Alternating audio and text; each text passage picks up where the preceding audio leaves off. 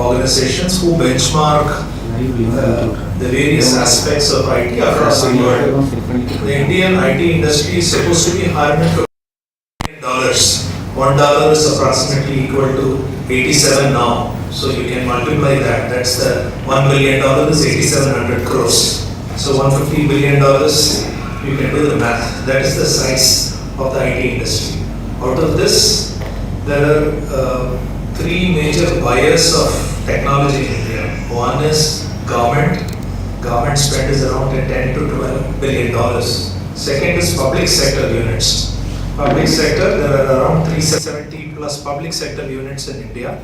Public sector, there are public sector banks, SBI, Punjab National Bank, Bank of Baroda, Canara Bank, Central Bank of India. That is one category of public sector institutions. Now there is public sector insurance companies, LIC, United India, New India Assurance, Oriental Insurance. And the third is public sector units. Public sector units, there are Maharatnas, Navaratnas, you would have heard about it. NTPC, ONGC, BPCL, HPCL, GAIL, Coal India, Oil India, BHEL, all these things. Yeah, SAIL, Steel Authority of India. All these things are public sector units. So the PSUs alone spend around 20 billion on tech approximately, I'm saying. Okay. So, and the rest is all by private sector, enterprise clients. There are around 7,000 listed companies in India approximately. Out of this, maybe 10% of them are large listed companies, large mid-cap to large cap companies.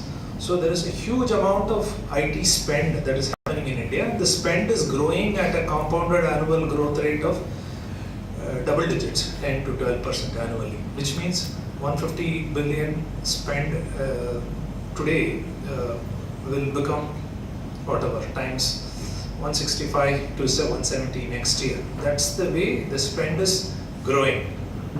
Okay, so that is a broad idea of the rate of spend.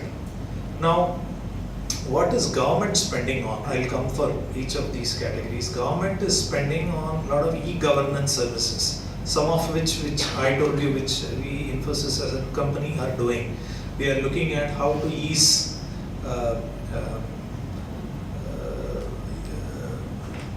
filing of taxes. Like 10 years back, if you file your income tax, for you to get a refund, it will take you 9 months. Today, it takes an average of 60 days. And shortly, it's going to take 15 days refund. It's amongst the fastest. And half the taxpayers returns are processed in less than 24 hours. So, one set of reforms are around how do you ease the tax filing or for businesses to do their returns, GST return filing. As you see, there are monthly returns, quarterly returns. How do you make it easy to open businesses in India? The MCA portal, which is currently handled by someone else, is to incorporate new companies. So all kind of those things are happening in the country. And also there is a lot of digitization outside of finance ministry in other sectors, like defense ministry now. I was just talking to some of your your senior management, and Atmanirbharta, which is self-sufficient India, is driving a lot of initiatives, which means we want to manufacture military equipments on our own. We want to do MRO, which is repairs and maintenance and operations. MRO, which was done by companies across the world, now India is doing on its own.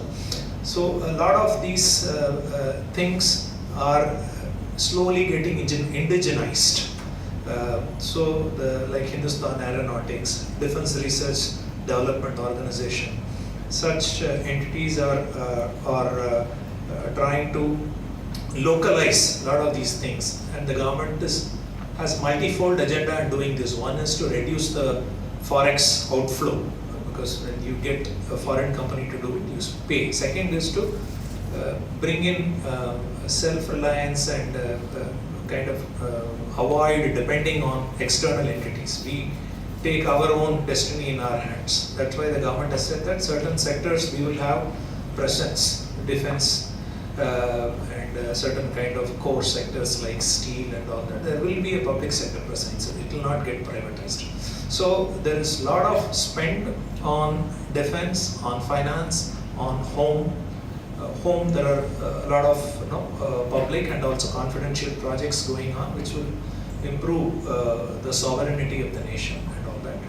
And broadly, the government is trying to what I'll call as OLTPs, online transaction processing systems, or build and design OLTP systems of national scale. These should be these systems should be designed to handle high throughput, high concurrency, and huge amount of data volumes, because that is what.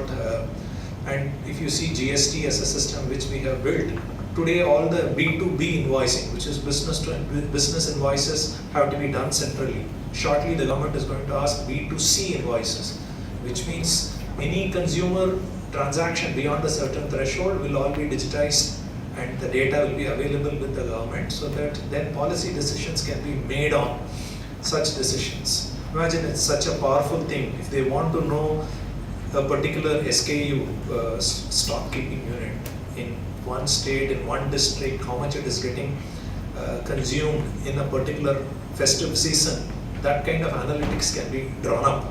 So there is a lot of spend on technologies like cloud, data and AI that is happening. And that's why it's very, very important for the students to equip themselves on these primary areas. When I say cloud, of course in the case of government, it's private cloud, because they don't want data to go outside the firewall. But in the case of banks, there are a lot of banks which are migrating the workloads of the non-core systems. Banks have core systems, but they also have non-core systems like HR system, finance, treasury, risk. All these are supposed to be non-core systems. So they are migrating all these workloads to cloud. So there is a lot of opportunity. So if your students are trained on cloud-based technologies, and there are a few hyperscalers in India, AWS, Amazon Web Services, which is the largest hyperscaler, has about maybe 1/3 of the Indian market. Then there is a GCP, which is a Google Cloud, and then there is Azure, which is a Microsoft-based cloud.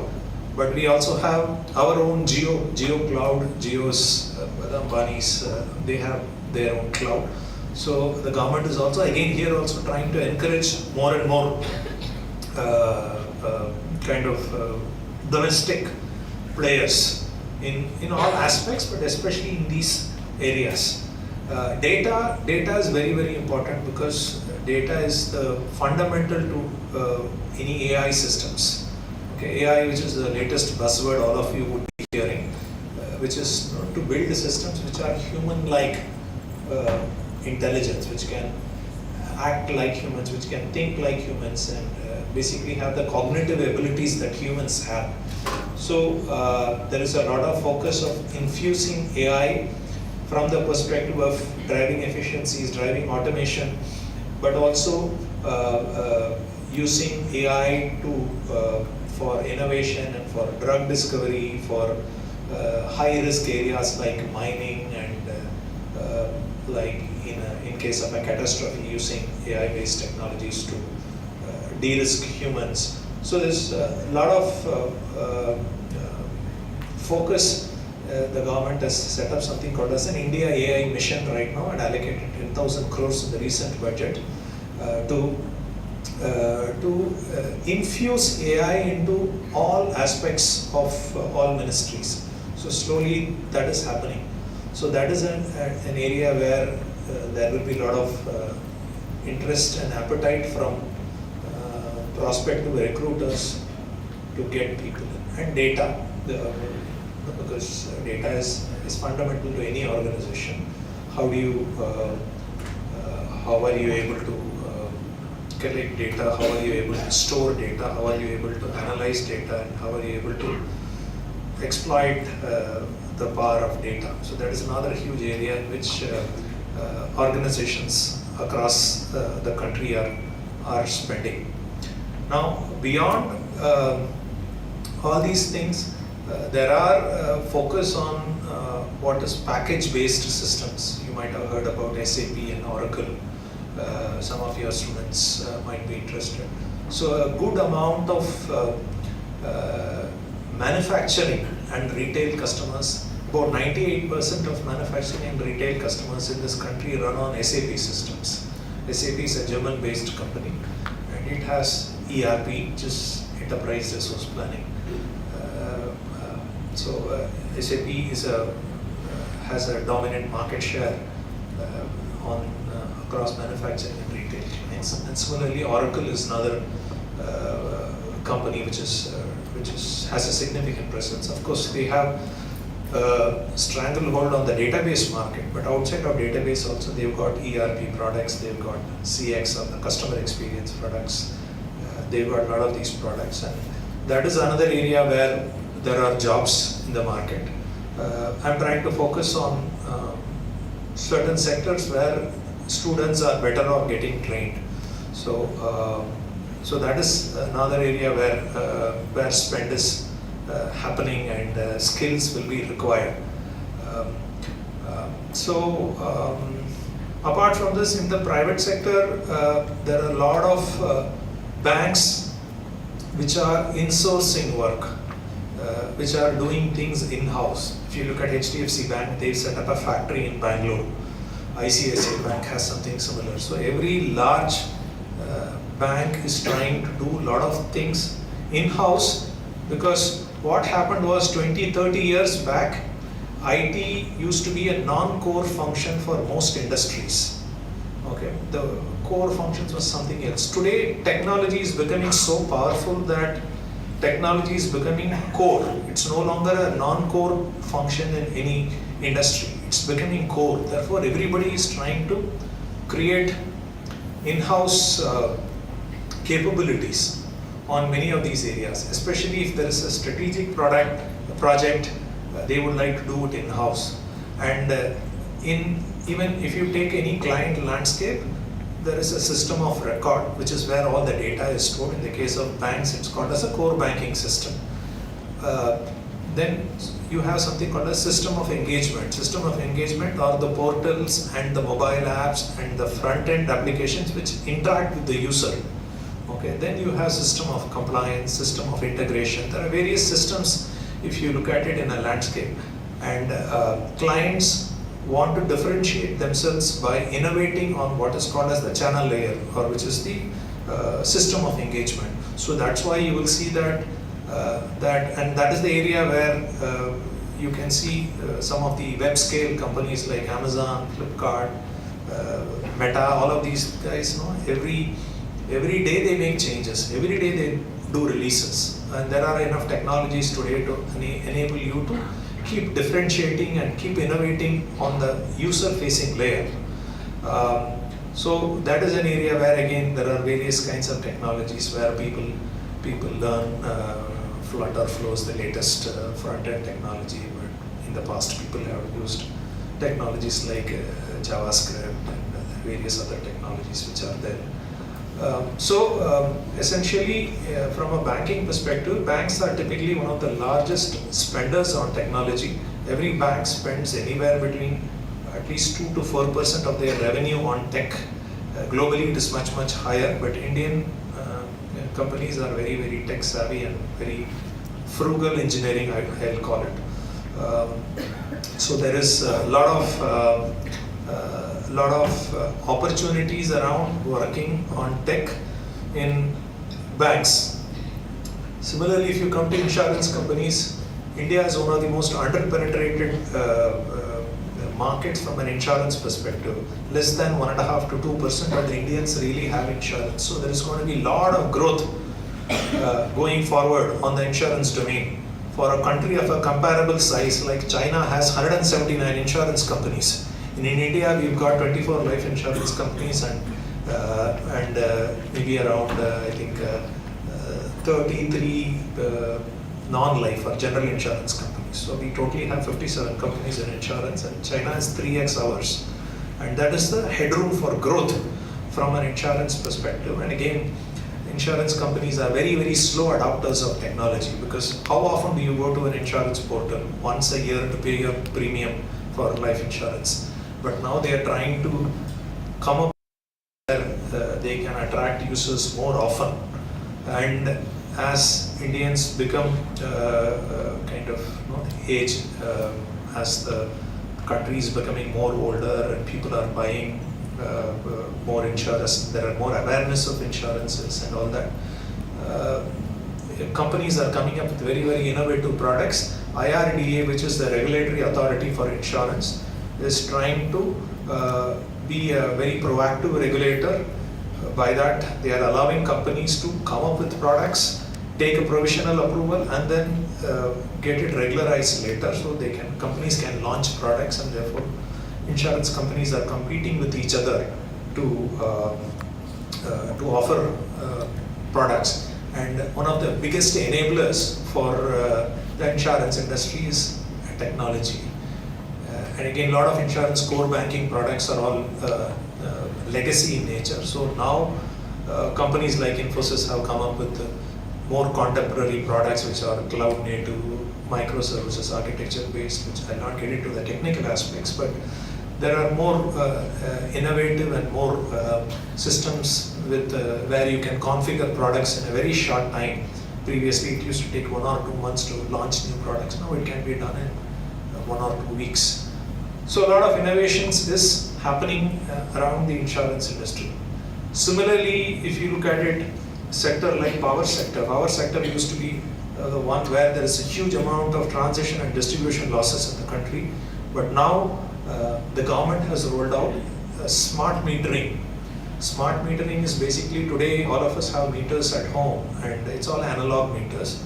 Smart metering will allow you to kind of monitor it very closely, use your devices at a time when the rates are lower, and the electricity companies are also trying to variabilize their rates. So you can, and now with all the IoT technology that your college is also offering, you can set up your machines to run. You want to set up your washing machine to run between night 12 to 2 when the power tariff is low. So all these kind of possibilities are there, and the power sector cleanup is slowly happening now, because otherwise all the transmission distribution companies were incurring losses. Again, huge amount of digitization is happening in the power sector, billing systems, rating systems,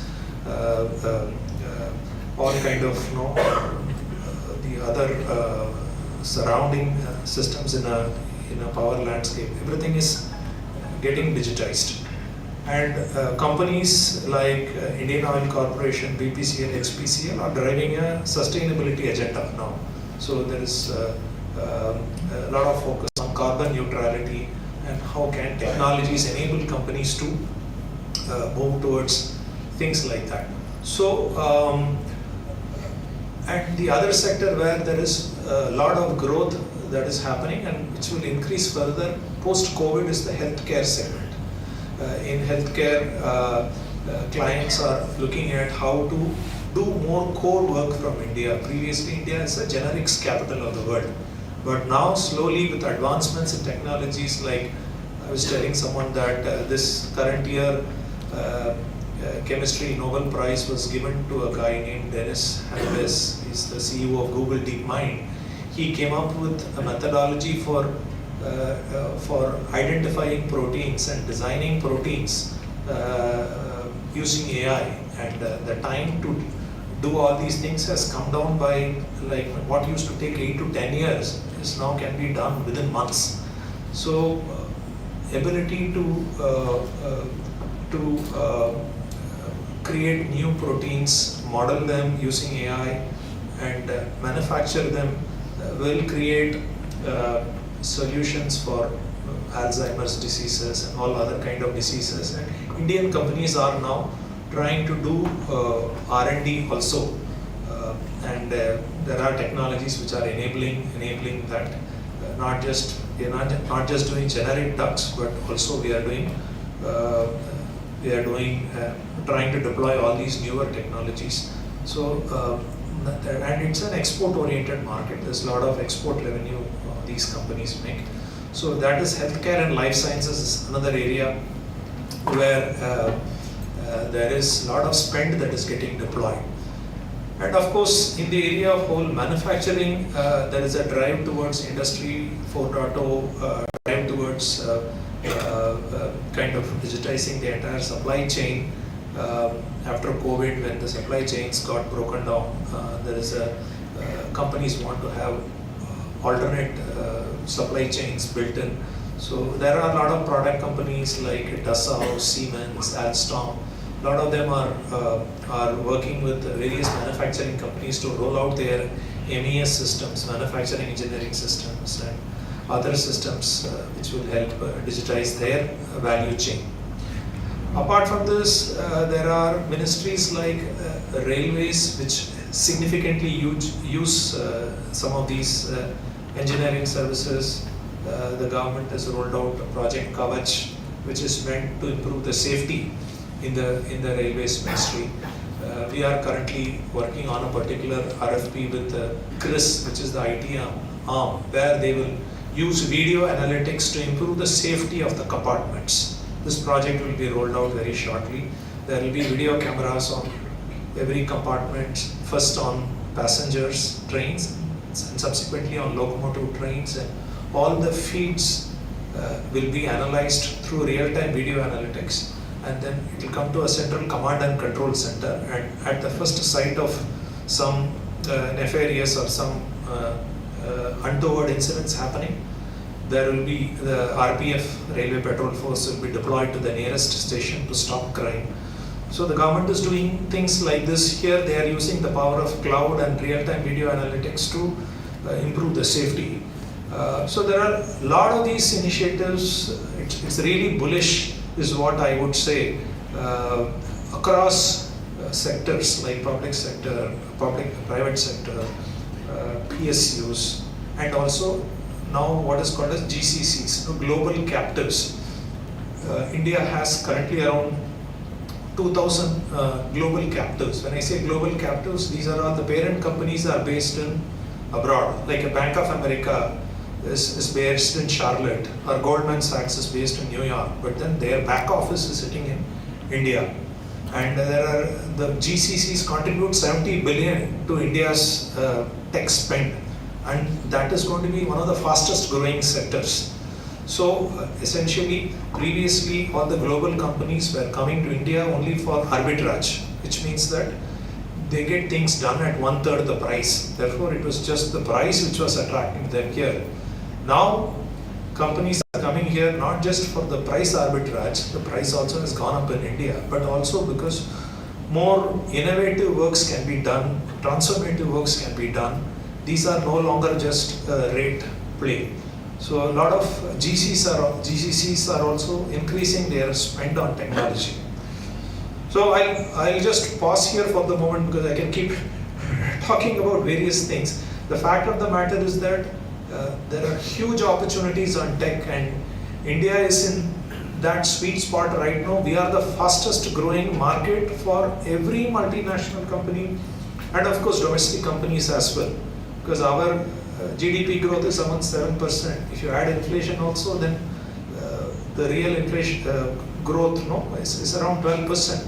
So we have huge headroom for growth right now, and students who get trained in these technologies around AI, around data, around cloud, and also if they pick up some domain knowledge, they can take any vertical, banking, retail banking, or energy utilities, or pharma. The ideal combination is one tech plus one domain. If they can focus, they will get jobs like hotcakes. There are enough and more jobs in the market.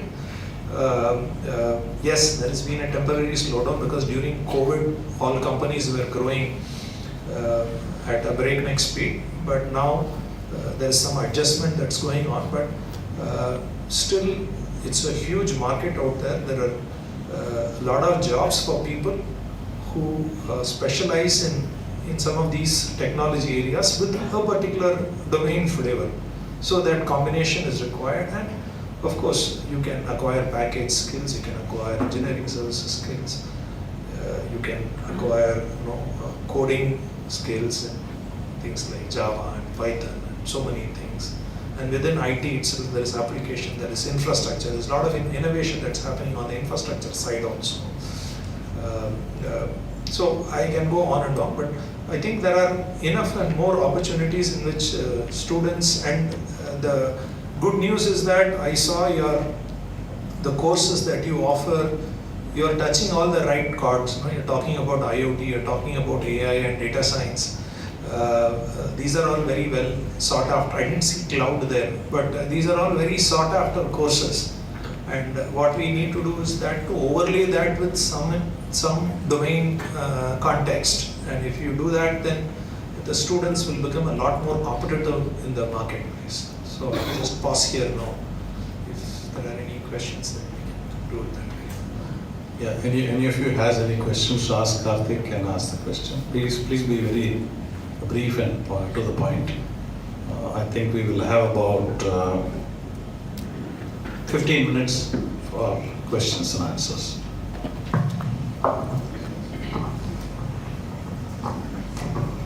Good afternoon, sir. So I have a small question.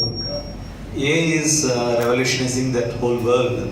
And do you think that AI will disturb the employment opportunities? Like many people are telling that they will be losing employment because of AI. Is it true, or what is your opinion about that? Yeah, the way companies like us are looking at it is you need to reskill yourself. Okay, because let us take an example of a call center. Today you have 100 people answering calls. Now I don't need 100 people, I can automate a lot of those things. I just need 20 people. Now where are these 80 people going? These 80 people have to be reskilled, they have to be ready to learn something else to make them themselves relevant. So I would say that AI is going to take away jobs, but it is going to, the impacted people have to acquire newer and newer skills, which has always been the case. Okay, when I went to college back in 86-90, there was something called as assembly programming. To add two numbers, I had to write accumulator register, data register, move this to that and all that, just to add two numbers. Then that was replaced by a basic programming, Fortran, COBOL, C, C++. So as and when things evolved, you had to reskill yourself and keep yourself relevant. Today it's called the Python, it is called R, there are so many other languages. Now AI is going to write, you can go to Perplexity or DeepSeek or ChatGPT and then prompt engineering, that's a new area, it never existed. Depending on how you question the LLMs, you will get a certain answer. And today you can ask it to give a spec and tell that LLM that give me a Python code for doing this. It will give you, calculate the radius or area of a circle, give me a Python code, it will give you. So a lot of things are, the skill therefore is going to people who are developing LLMs, models, people who are going to train models, who are going to on the inferencing side on AI. So the skills are going to change. I need to learn how to, ensure safety of AI. I need to ensure how there are no biases in the model, because models are trained on publicly available data, and many of this data is created by humans. Some synthetic data is there, but basically you need to pick up newer skills about AI safety, AI security, model training, model validation, and inferencing. It's totally different. But will those 80 people, if they don't learn anything, of course they won't have a job. So it's about being relevant. What is the challenge you face in Infosys like this?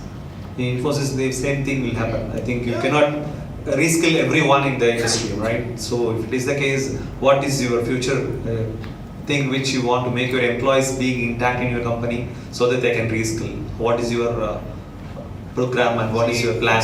It is not a major challenge for us, because these days anyway kids stay in the job only for 2 to 3 years and then they go to a new job.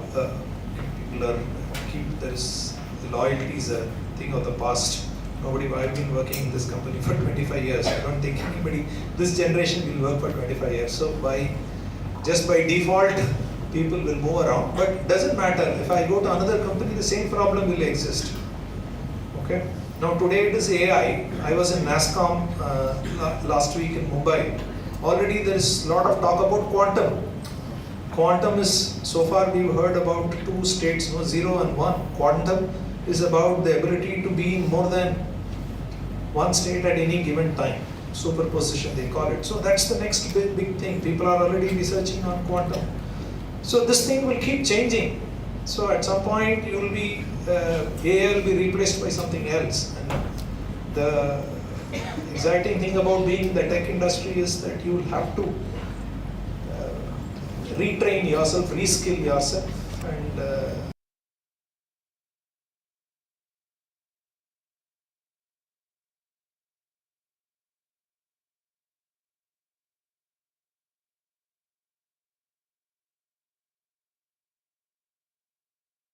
Is there anything like they can opt for and they can enter into your esteemed company? you're asking about? MBA. MBA. No, absolutely. See, MBA. People will do MBA finance, MBA marketing, MBA HR. Okay.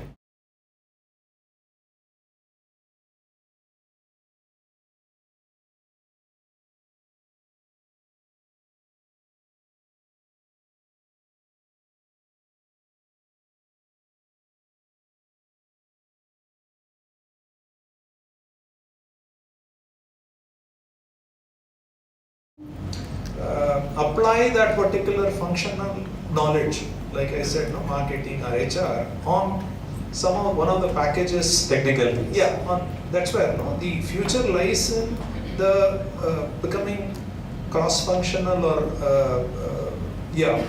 cross-domain kind of capabilities. You will enhance your marketability. But I mean, it's always there. See, for good people, there are always jobs. Yes, absolutely, there is plenty of jobs. I don't think that is today. Even today, even in a so-called, people say that year-on-year salary increases are 2%, 3%. Today, a good candidate will still get double-digit kind of increments. There is always a need for good capability. Yes, thank you so much. And recently you had the LIC, you had a tie-up, right, sir, for Infosys is going to help LIC for their... Yeah, we are helping them digitize their customer, agent and branch. We are developing new portals for them. So that's what we are doing right now. There's a core modernization project also going on and all that. But yes, like I'm saying, about 15, 20 years back, only certain banks or certain financial services were digitizing. Today, all companies are digitizing. Power companies are digitizing. Energy companies are digitizing. Utility companies are digitizing. It doesn't matter which industry vertical you are. People want to leverage tech. That's why tech has moved from non-core to core. Core and tech is central to many businesses, and it will remain that way. And that's why tech-related conversations have gone to the boardroom right now. Who is driving the AI agenda? It's being driven by the CEOs today. It's not IT or Chief Digital Officer. The CEO is setting the agenda that we have to try infuse AI into all our business. Of course, today the return on investment on AI investments is a bit fuzzy. It's nebulous right now, but that will, as the technology matures and all that, it will change.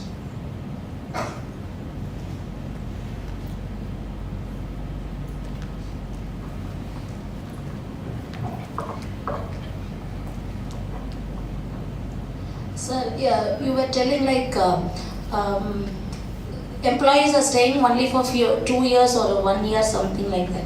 So actually in this Gen Z and upcoming alpha generations, they are looking for a flexi work time. They are more expecting on work-life balance and flexibility rather than the traditional way of staying 9 to 5 jobs. So the corporates are turning up with a new set of policies for holding it, so that it will help us to train our students accordingly, sir. Because we are still guiding them as you want to work, stay, learn, but they are not ready to listen for that. So Yeah, no, corporates haven't figured out how to handle the Gen Zs. We are also struggling because they seem, I don't know, they seem very entitled. Okay, so I don't have an easy answer for that. We are struggling. That's the fact. See, when we all joined work, we used to work like 14 hours a day, 16 hours a day. Of course, our founder said that, and then he got a lot of flack on the internet for that. I don't want to repeat that. I hope nobody is recording. But we all wanted to learn. We were exciting, and it didn't feel like 14 hours because you were enjoying what you were doing. Is what I was telling in the morning also. When you enjoying your work, it becomes like play because you're having fun. Then time passes, it doesn't matter. Gen Z, we haven't figured out what drives them, what motivates them, and all that. So we'll have to see. You have to get the answer from the Yeah, I mean, school students are today using AI. Even I went to AI and then asked that, no, I'm going to speak at Gobi Arts and Science College, give me a speech. And then it gave me something, but it was not relevant. I didn't use that, but I'm saying, today the instant thing for everybody is to go to one of these open source LLMs and then type a question. And I mean, look at it, no, Google had made billions of dollars. Today, Google is becoming irrelevant because people want a single answer to a question. They don't want 10 links if you ask a question. The world is changing. They are cannibalizing their own market share because they have to be relevant. So, this is an industry where people have to reinvent themselves. Sir, one more question, sir. Sure. We attended Infosys training couple of weeks before. So we came through the BPMs booming towards now. Well, I have a small doubt on it, sir, because every government, most of the government jobs were turned up to BPM. Will it affect the permanent rights of the human employability?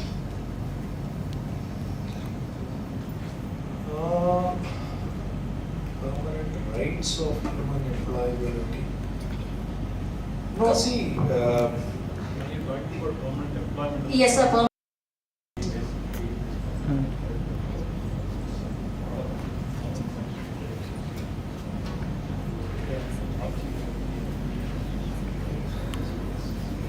in the government.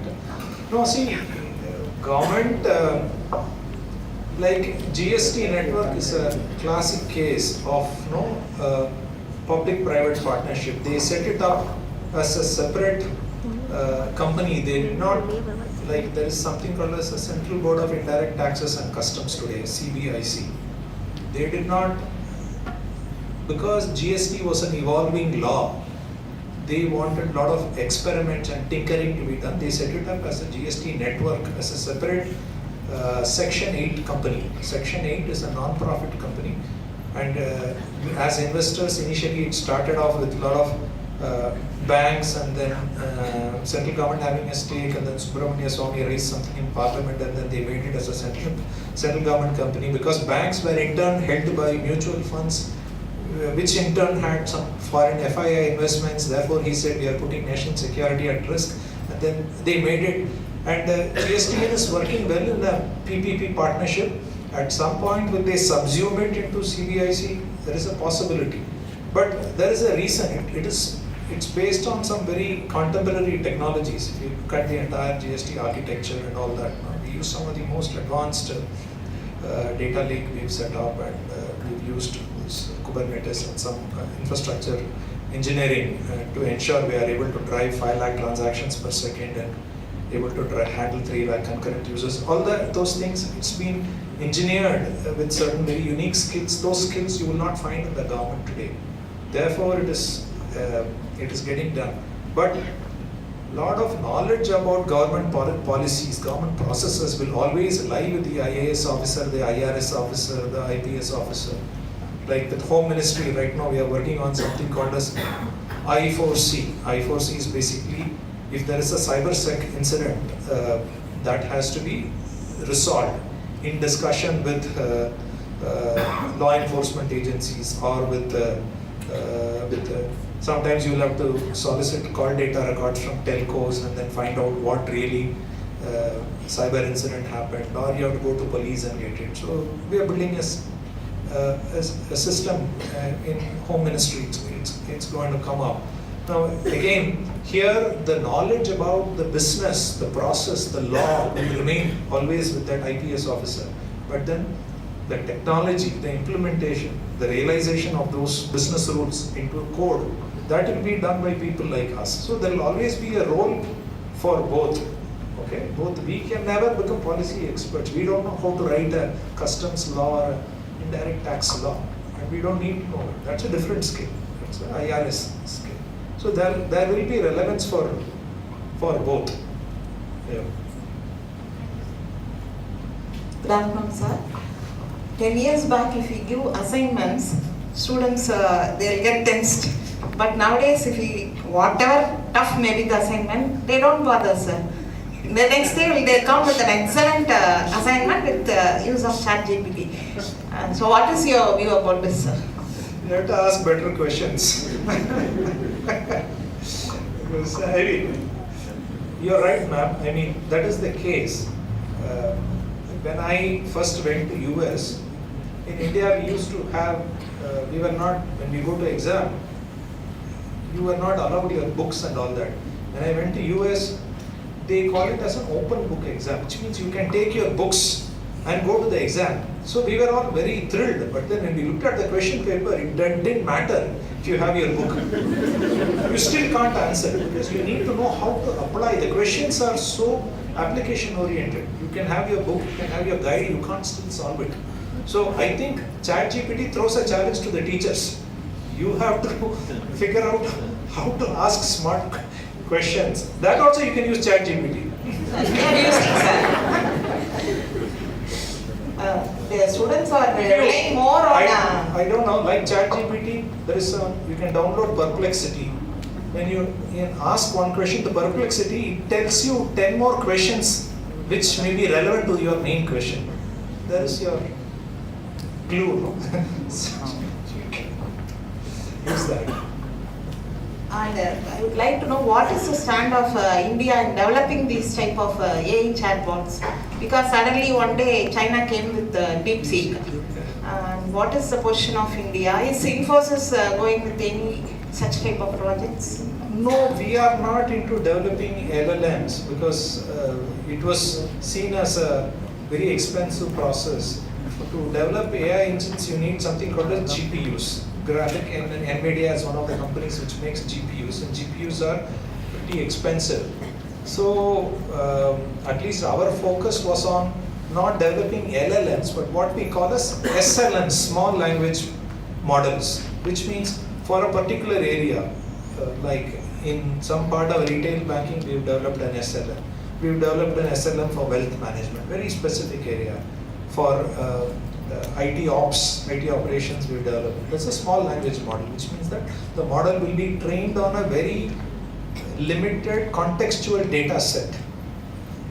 Okay, so it's very limited. Whereas you see as ChatGPT and all that, it has billions of parameters. It is used training data from across the internet, and it has huge number of cluster of GPUs and all that. It's very expensive process. Of course, DeepSeek has come up with an innovative way of doing that and all. But we are not focusing on developing LLMs. We do SLMs, and of course, there is a lot of work done. Most companies are not ready for AI. Okay, most companies don't have clean data, don't have reliable data. There is a lot of data quality issues. There's a lot of plumbing to be done around the enterprise. So there's a lot of work to get an enterprise or an organization AI ready. So that itself is a long process. So I think there's a lot of work around AI services.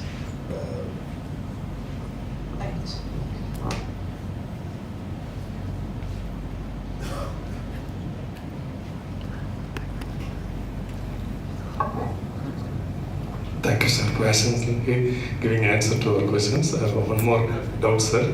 Today students are learning Java and coding. Likewise, what will be their future? Because now itself you are telling that AI is giving every code. Maybe because I'm getting confidence as I'm a background of finance commerce. Okay, in future I can, without the knowledge of code, writing coding, I can do in SAP also, any model I can work likewise everywhere. But specifically learning about .NET and Java, PLSQL, what will happen to them? See, I don't think any of these things is going to vanish so easily. Java has been around since early 90s. So around 30 years it's been there. Okay, so I don't think what we are saying is the percentage of code you will have to write in Java comes down. Okay, so previously if you have to, like, no, because the machine generated code is like is going to be 20%, 30%, it will keep progressively increasing.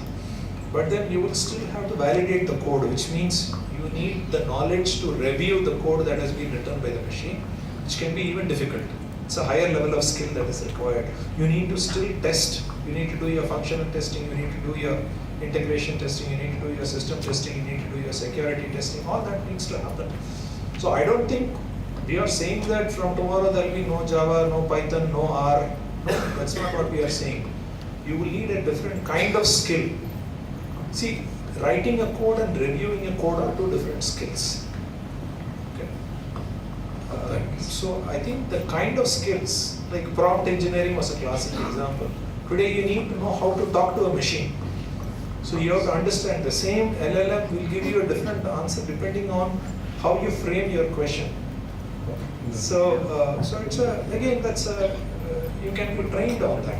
Creativity added with the means he can start. Yeah, create multimodal AI is the next one where it's not just textual but through video, audio, images, and all those kind of things. And then the physical AI is also coming in, like how you interact with physical systems using AI and all that. There is Elon Musk is their company is coming in with an Optimus robo, $25,000 robo, which he says will revolutionize the world. We'll have to wait and see what that Optimus robo does. But there are a lot of intelligence that is being put into some of these robots and all that. Although robo has been around for 3 decades now, but now they are going to give it a lot of cognitive capabilities. Thank you, sir. Next one, I have a question from student. What do you have a question?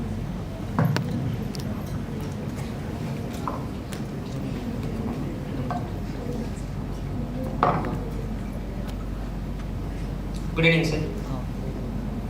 Sir, what's your view about students starting tech startups in college? Yeah, good evening. No, I think it's a great thing. There are over 1 lakh startups in India today. 10 years back, it was maybe we just had 10,000 startups. So today there is a very vibrant private equity and venture capital ecosystem in the country. All that you need is a good idea, innovative idea, and some initial proof points that your idea works. And for that, if you are able to, your imagination is your limitation. You are able to translate that, work out a business case. There are enough money chasing good ideas. So I think startups is in fact a lot of good talent is today not coming to companies like us. They are going to startups and such opportunities. So I think it's a great idea. Absolutely. Were you expecting something else or? Sir. So let me introduce myself, sir. So me and my friends, with the help of organizations, institution, and my mentor Ramaningam sir, we have started 5 startups in our college, sir.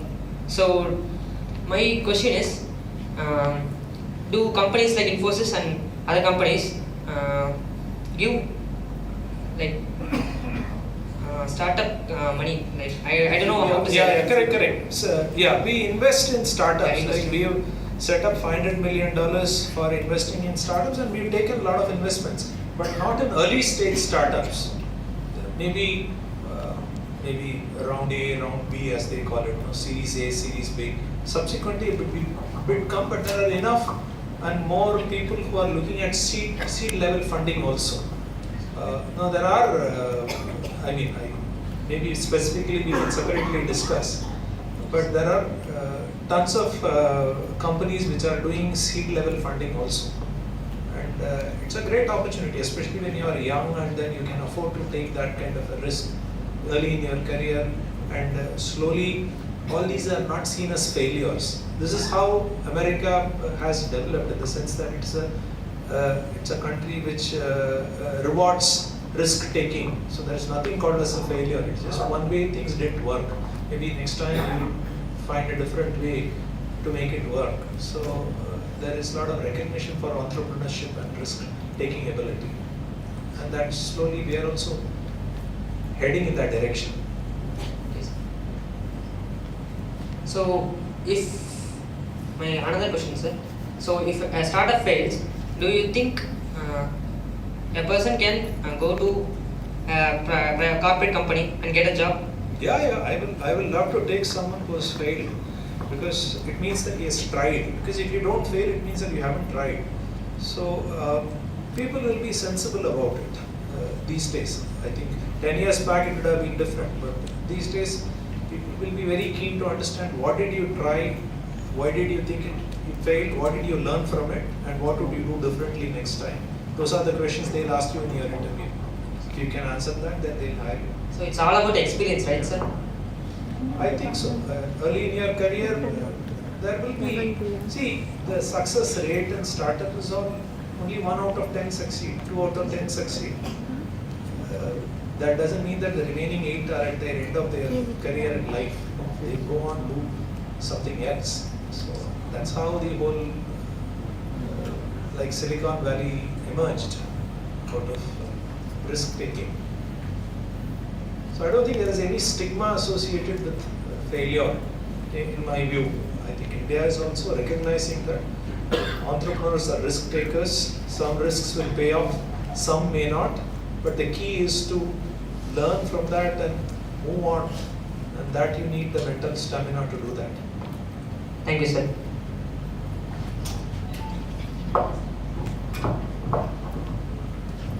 Good evening, sir. Sir நான் வந்து commerce background student sir. Sir நாங்கள் வந்து income tax GST வந்து நீங்கள் file பண்ணுறது ரொம்ப அதிகமாக இருக்குதுன்னு சொன்னீங்க.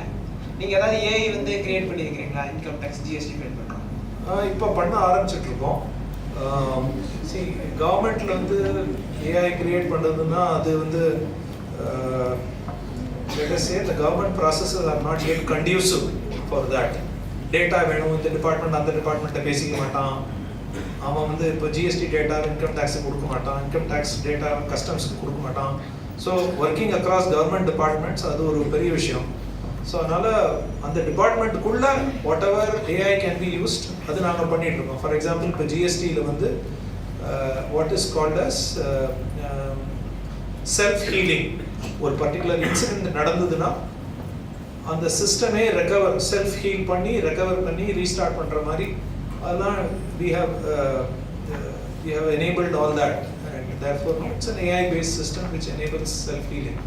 அதெல்லாம் implement பண்ணிருக்கோம். அதே மாதிரி இப்போ வந்து a few other things we are trying right now. So it's going on. Slowly it's happening, but கொஞ்சம் டைம் ஆகும். சார் நான் வந்து என் ப்ரொஃபஸர்கிட்ட கேட்டேங்க சார், ஏஐ வந்து இன்கம் டேக்ஸ் எதுவும் ஃபைல் பண்ண ஹெல்ப் பண்ணாது அந்த மாதிரி சொன்னாங்க. நாங்கள் ட்ரை பண்ணிட்டு இருந்தோம். ஏதாவது அட்வைஸ் ஏதாவது கிடைக்கும்?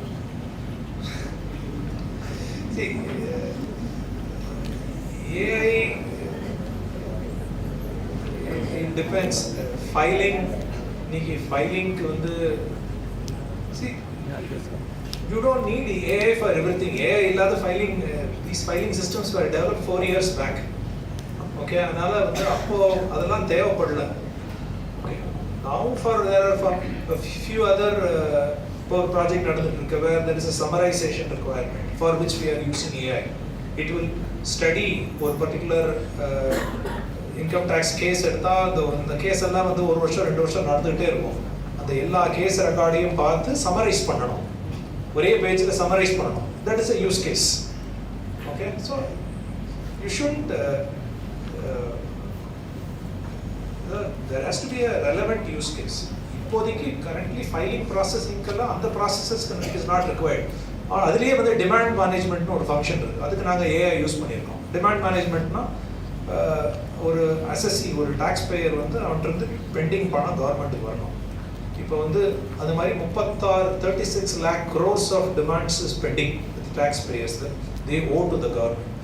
இப்போ வந்து யார்கிட்ட போய் ஃபர்ஸ்ட் டிமாண்டை ரைஸ் பண்ணணும், which taxpayer has the propensity to pay, அதுக்கு ஒரு மாடல் டெவலப் பண்ணியிருக்கோம். இது which is the most efficient and smartest way of recovering this money from the taxpayers, who is more likely to pay, why, அதுக்கு there is a model which has been developed which will help us fine tune which is the low hanging fruit, which is the fastest way of recovery. So that's an AI model that has been developed. That's another use case. So அதனால வந்து இதெல்லாம் வெளியில விசிபிளா இருக்காது. ஏன்னா இதெல்லாம் வந்து internal functions use all this. Okay, AI னா எல்லாம் it need not இது I mean classic AI is used as recommendation engines எல்லாம் இருக்கும் இல்லையா. நீங்க அமேசான்ல போய் ஏதாவது வாங்கினீங்கன்னா users who bought this also bought these things. அப்படின்னு recommendation engine தான் இருக்கு இல்லையா. Lot of recommendation engines are now getting fine tuned with AI now. It's a very classic use case. So Mari, we have developed an autonomous vehicle using mining or company. It uses cameras and trained it. There are a lot of use cases that are there, but அதுக்காக வந்து we can't stop doing everything else and then no need to AI. Thanks.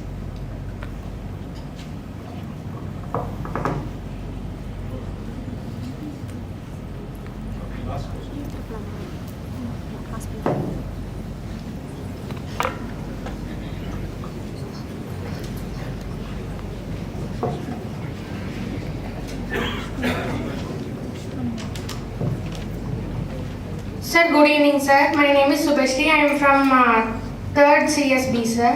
Sir, my question is, like AI, prompt engineering, also the developing emerging field, sir.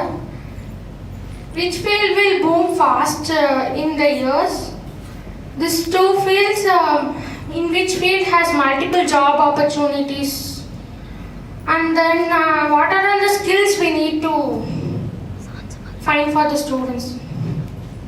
Yeah, so see, prompt engineering and AI, you said, these are not mutually exclusive things. Prompt engineering is a subset. So I don't think you can separate it that way. Yes, prompt engineering is a significant area where there are going to be jobs. Okay, but in AI, I think I said that no model verification, model validation, AI security, AI inferencing. All these and getting data ready for AI, all these are areas where there will be job opportunities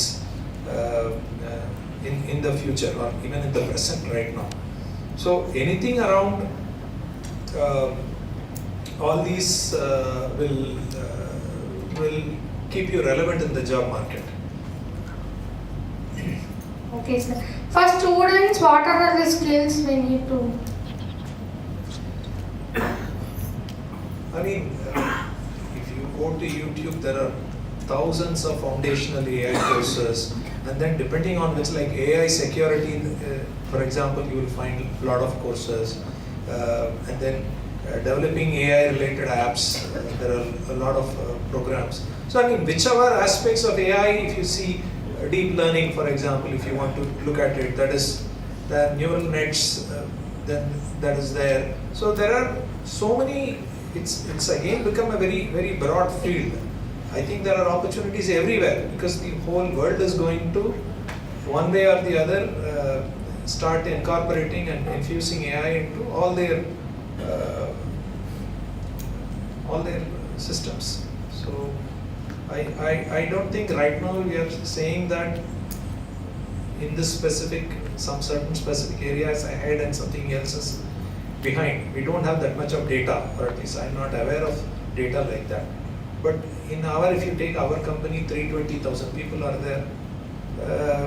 Whoever has something to do with software development or testing or security, cybersec, all these people are all getting trained on AI. So that's I would advise that all students get themselves enabled. Okay, sir, thanks. Yeah. So good evening, sir. My name is Parudardhini and I am from CSB. I had a question that why PG students are rejected by companies. Their reason is they are overqualified. Why companies are rejecting PG students?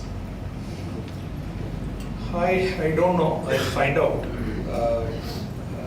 But they shouldn't be. I don't think PG students are overqualified or anything just because you do another 2 years of computer education. Couple of weeks before we had interviewed for a company, their PG students are appeared, but company said that we are not hiring for PG students because they are overqualified. So I asked this question. No, I don't know. That might have been someone specific giving their viewpoint. I don't think PG students are overqualified and all that. See, if you have done your bachelor's, you've not had any work experience, you just go ahead and study 2-3 more years, that wouldn't make you overqualified. Yes, you have studied theory of a few more subjects. That wouldn't mean that you might have done a course in algorithmic design or in compiler design or a few other areas you might have done courses. I don't think theory translates into practice. Anyway, all are freshers. So I don't think that should be a reason for not hiring. Somebody else also has asked me that, no, why are campus interviews not happening for MCA students? I will go check inside our company also why that is the case. But that doesn't make sense to me. Thank you, sir.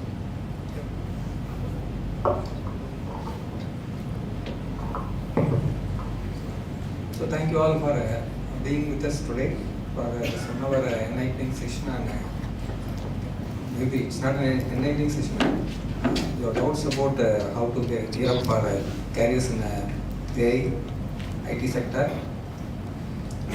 So it was a long day. Our chief guest started very early in the morning, and still he is ready to take questions, but we are very short of time as the next program. So thank you all. We hope on the day and there is some takeaway from the session today. Maybe a lot of students are here. If you have any specific questions, you can do them to me. We can take them to our chief guest. Okay. So thank you very much.